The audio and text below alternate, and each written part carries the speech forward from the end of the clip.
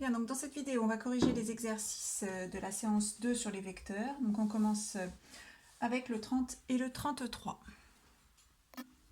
Alors dans le numéro 33, c'est de la lecture graphique de coordonnées. Donc vous avez des vecteurs A, B, H, G, U et V qui sont représentés dans un repère orthonormé du plan, le repère OIJ. Il faut juste lire les coordonnées.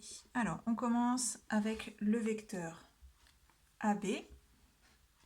Donc le vecteur AB est ici, donc il va de A vers B, donc il faut que l'on décompose le déplacement représenté par le vecteur AB selon un déplacement horizontal suivi d'un déplacement vertical. Donc le déplacement horizontal, c'est 3 carreaux vers la droite, c'est-à-dire 3 fois le vecteur I, suivi d'un déplacement vertical de 1 carreau vers le haut, donc une fois le vecteur J.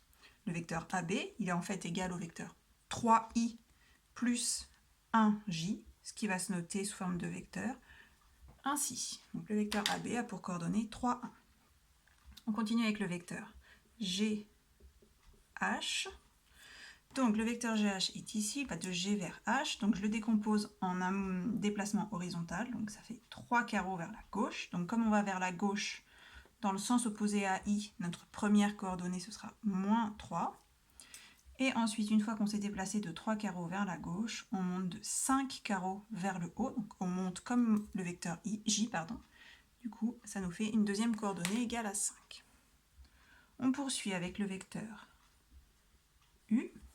Donc U, c'est pareil. Horizontalement, ça correspond à 4 carreaux vers la droite, 1 carreau vers le bas, c'est-à-dire 4 pour première coordonnée, moins 1 comme deuxième coordonnée. On termine avec le vecteur V. Donc le vecteur V, il faut d'abord aller vers la gauche horizontalement de 2 carreaux, puis descendre de 2 carreaux. Donc les coordonnées sont moins 2, moins 2. Voilà pour l'exercice numéro 30. On va poursuivre avec le 33. Dans le 33, il faut commencer par faire un repère orthonormé. On va y placer les points dont on vous donne les coordonnées. Donc moins 5, 2. Donc, on commence par placer moins 5 en abscisse. Donc là, je suis à moins 4. 2, c'est ici. Donc du coup, le point A, il est là. Ensuite, le point B a pour coordonnées moins 3, 5. C'est-à-dire ici. Alors, première question, tracer un représentant du vecteur U de coordonnées 1, 3. Donc un représentant, ça veut dire que vous le tracez où vous voulez. Il faut juste que ces coordonnées soient 1 pour la première, 3 pour la deuxième. On va le faire là par exemple. Hop, donc on choisit un point origine, ça n'a pas d'importance. Et après, on doit avoir comme coordonnées 1, puis 3. Donc du coup, ça veut dire que 1, je vais me déplacer comme ça. Puis 3, de 3 unités verticalement. Donc j'arrive ici. Et je n'ai plus qu'à tracer mon vecteur U. Alors ensuite, vous devez placer le point C qui est l'image de A par la translation de vecteur U. Donc ça veut dire que je dois appliquer ce déplacement au vecteur A et voir où est-ce qu'il arrive. Donc il suffit en fait que je fasse un vecteur égal au vecteur U, donc un représentant de U, qui parte de A. Donc on fait la même chose mais à partir du point A. Donc 1 horizontalement, 3 verticalement. Et j'obtiens ici le point C. Alors pour bien le voir, si vous voulez, vous pouvez tracer le vecteur ici, qui est donc un représentant du vecteur U, ce qui nous donne la position du point C. Ensuite, placez le point D, image du point B, par la translation du vecteur V, qui a pour coordonnées moins 2, 1. Alors on pourrait très bien se dire, je vais tracer le vecteur V quelque part dans mon repère. C'est une possibilité, on n'est pas obligé. On peut très bien le tracer directement à partir du point B, puisque c'est l'image de B que l'on veut obtenir. Donc les coordonnées du vecteur V, c'est moins 2, 1, donc ça correspond à 2 unités vers la gauche, une unité vers le haut, et ainsi on arrive au point D. Donc on va tracer le vecteur V d'origine B. Voilà pour cet exercice 33. On va continuer avec le numéro 6, page 207. Donc dans cet exercice 6, on vous dit qu'on a deux points A et B dans un repère orthonormé. On vous donne les coordonnées de A et B et on vous demande de déterminer les coordonnées du vecteur AB. Donc là, vous avez peut-être eu envie de faire le repère, de placer les points et de lire les coordonnées. C'est vrai que ce n'était pas spécialement précisé dans l'exercice. Malgré tout, on s'attend plutôt dans ce type d'exercice à ce que vous trouviez les coordonnées par le calcul en appliquant la formule de la leçon. Donc c'est ce qu'on va faire ici.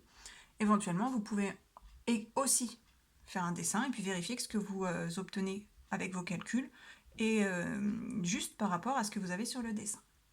Donc le vecteur AB, si on applique la formule de la leçon, A pour coordonnées. Donc en première coordonnée, xb moins xa, vous vous souvenez, on commence bien par l'extrémité moins l'origine, et on commence par les abscisses. Et du coup, yb moins ya. On poursuit en remplaçant par les valeurs, donc on ne se trompe pas, xb c'est l'abscisse de b, donc c'est 6, moins xa qui est l'abscisse de a, c'est donc 2. On continue avec yb qui est l'ordonnée de b, 4, moins l'ordonnée de a qui est moins 3, donc attention, c'est moins le nombre moins 3. Il me reste à finir le calcul. Donc 6 moins 2, ça fait 4. Et 4 moins 3, c'est la même chose que 4 plus 3. Donc 7. Et voilà, c'est tout simple. Allez, il nous reste deux petits exercices. Donc le 34 et le 35, page 214. Bien, voilà pour l'énoncé du 34. Donc un repère orthonormé avec 3 points A, B et C dont j'ai recopié les coordonnées. Donc là, vous devez, comme dans l'exercice 6, calculer les coordonnées des vecteurs AB, AC et CB. Alors, c'est parti pour AB.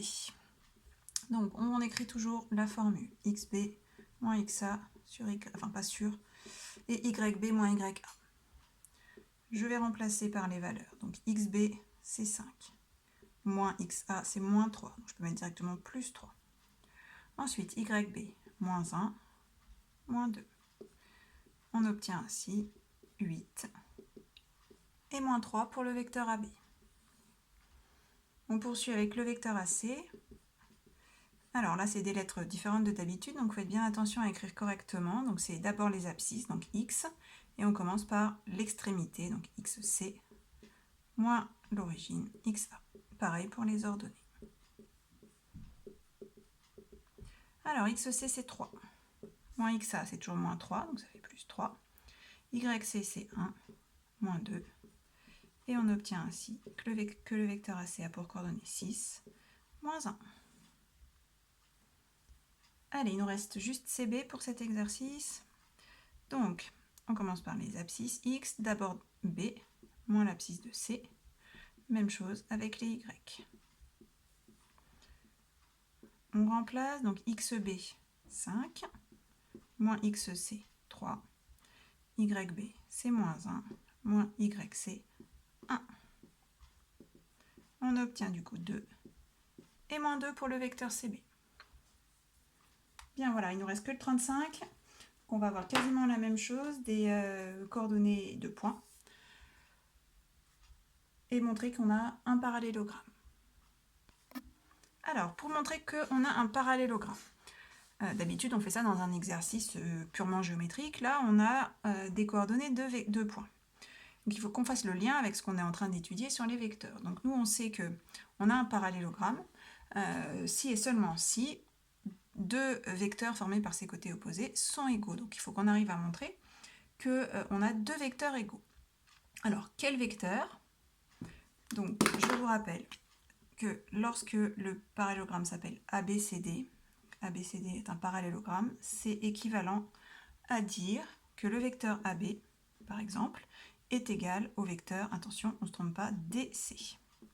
Okay, si on fait une petite figure, si le vecteur AB est égal au vecteur DC, vous voyez bien que si je trace le quadrilatère ABCD,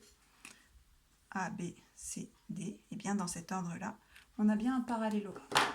Donc il faut que nous arrivions à prouver que le vecteur AB est égal au vecteur DC.